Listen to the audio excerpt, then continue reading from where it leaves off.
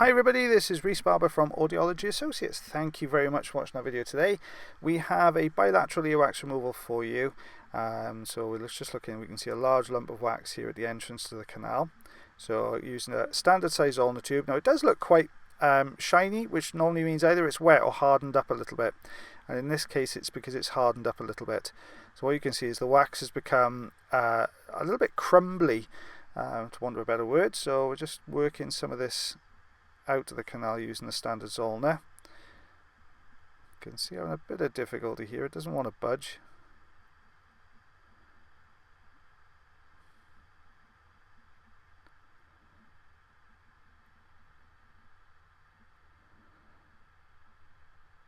It's really trapped on those little hairs there. So we use the Jobson horn to go in now. So we're just going to get behind this wax and start rolling it down the canal. You can see it crumbling away underneath the Jobson horn.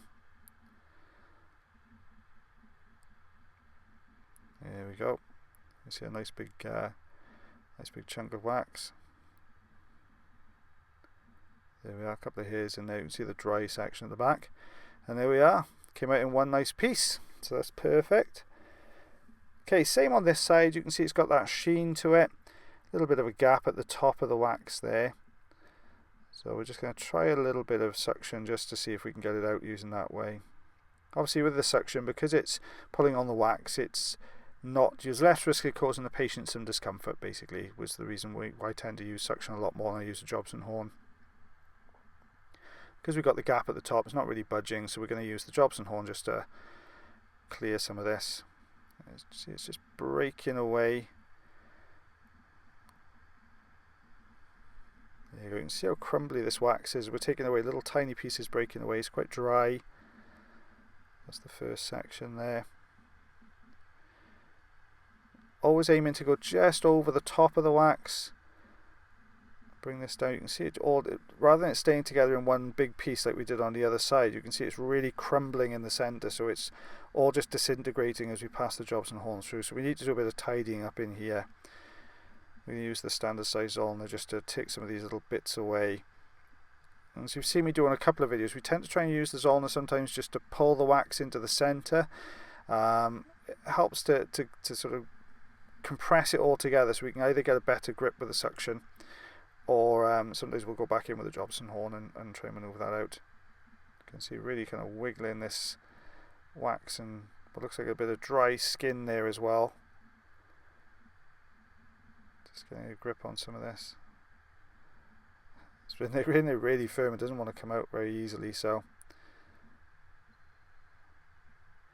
I mean, the goal is that it's more comfortable for the patient if we can get the wax out in larger sections rather than keep dragging the Jobson horn in there with it crumbling all the time. So you can see there's a bit of dry skin underneath, which is what's holding this in. So as hard as we're pulling it on this side, the dry skin is hanging on to that wax. Now we've got it in a much firmer clump of wax, and it's closer to the outer part of the ear canal. We're just going to go in now and just tease this down. You can see it's really still crumbling. Crumbly wax is something one of the harder ones to remove, just because it keeps disintegrating so much as you get grips on it.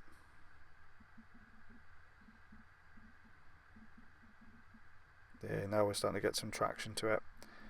And there we go. If I pick this up, you can see quite a large chunk. You see little bits dropping off there, so we'll just hoover those away with the suction. A little bit of dry skin and dry wax there as well. So